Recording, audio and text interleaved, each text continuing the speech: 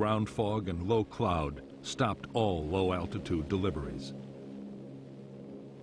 The only option was to parachute supplies into a drop zone just outside the perimeter. Several thousand tons would arrive this way, but still for the Marines, bad weather invariably meant tight rations.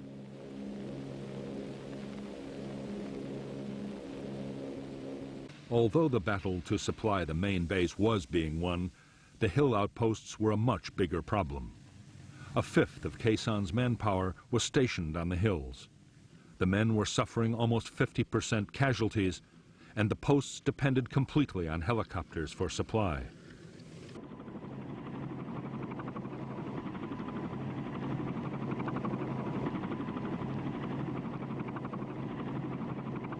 For the crews of helicopters supplying the hill outposts, every mission was a gamble with death. North Vietnamese gunners were quick to target the approaches and the landing zones.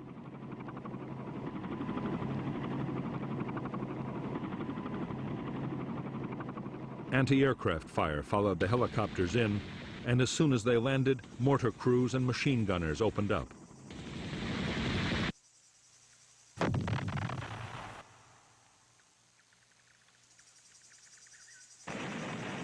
As the slopes of the hills became a graveyard for American helicopters, the Marines realized that the survival of the hill outposts was under serious threat.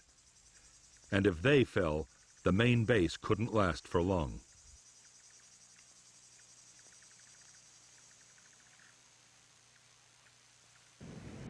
Air commanders worked frantically to devise new tactics for getting helicopters in and out of the hilltop bases safely.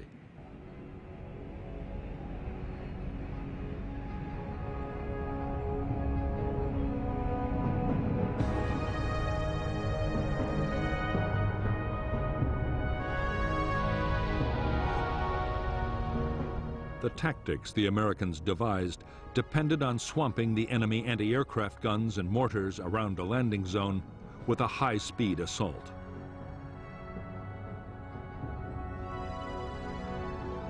"12 Skyhawk fighter bombers, 4 Huey gunships, up to 16 supply helicopters, and an airborne command and control aircraft all acted together.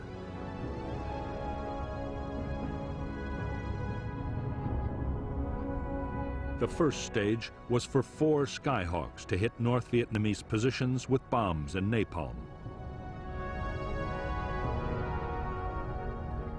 2 more laid tear gas.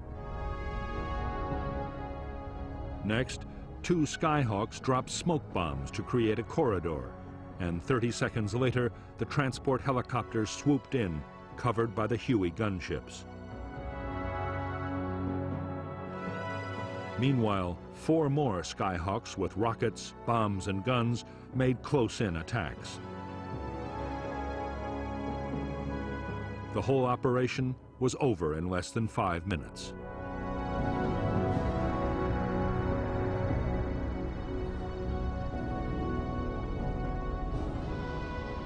The new tactics quickly earned the title Super Gaggle, because the helicopters looked like an oversized flock of geese. With the fighters and gunships in the air too, the method took incredible timing to pull off successfully.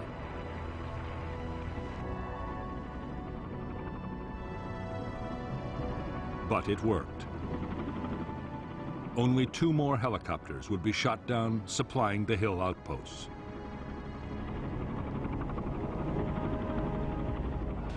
By now, the strain of the long siege was beginning to tell on the troops at Khe San.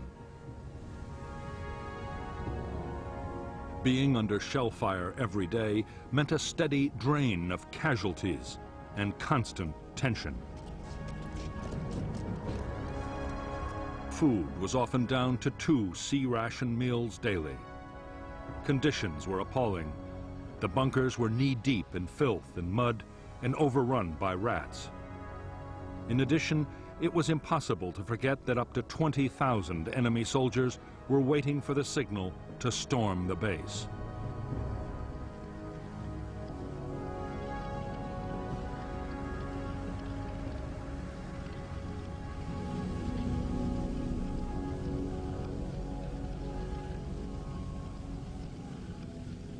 To stop the men brooding about their possible fate, officers and NCOs kept the troops as busy as possible.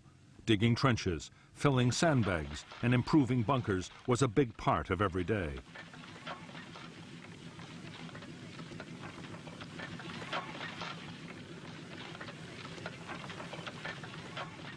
There was some patrolling too, although not more than 500 yards from friendly lines. Colonel Lowndes had no intention of sending his men into certain ambushes, and in any case, they had to be kept clear of the Niagara bombing raids.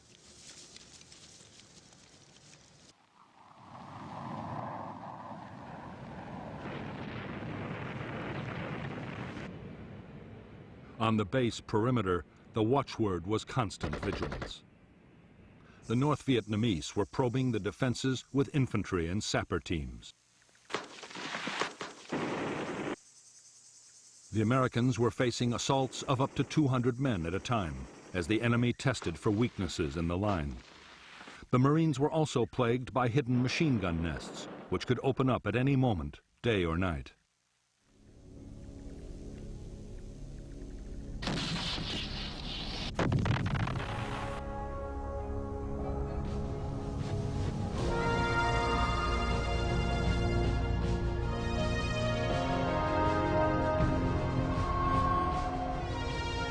By now, the attention of the American public was riveted by the Battle of Khe Sanh.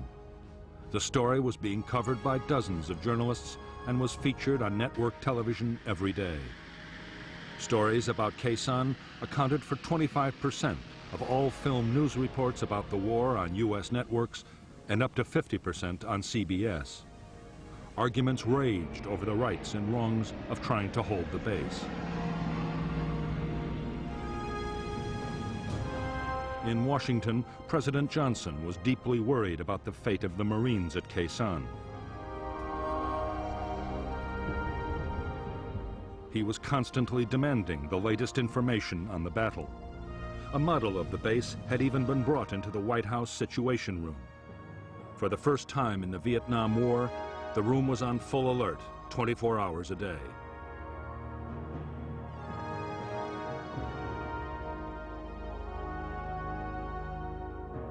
A multitude of doubts and fears haunted the president and his advisors. Should nuclear weapons be used to save the base, as some had suggested? What if the enemy diverted or poisoned the base's water supply? Most worrying of all, what if enemy jets mounted a sudden bombing attack on Khe Sanh? It would be a massive propaganda victory for the North.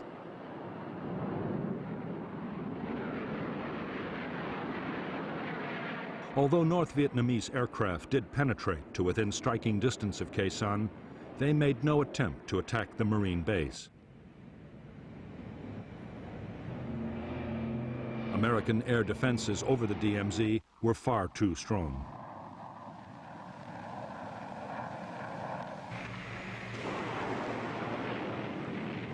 The biggest threat to the Marines at Khe Sanh did not come from modern fighter aircraft.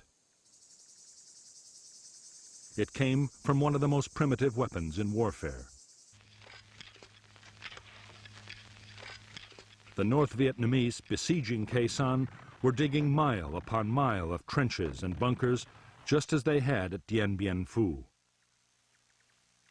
They were fast approaching the perimeter of the combat base itself.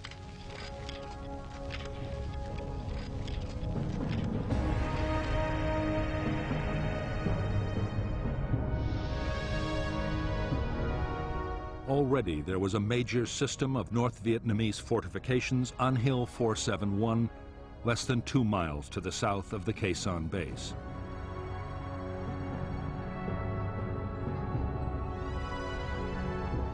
Now, at incredible speed, the trench lines were being extended northwards until they reached to within 25 yards of the American perimeter. Another line of trenches and bunkers was creeping across from the southeast.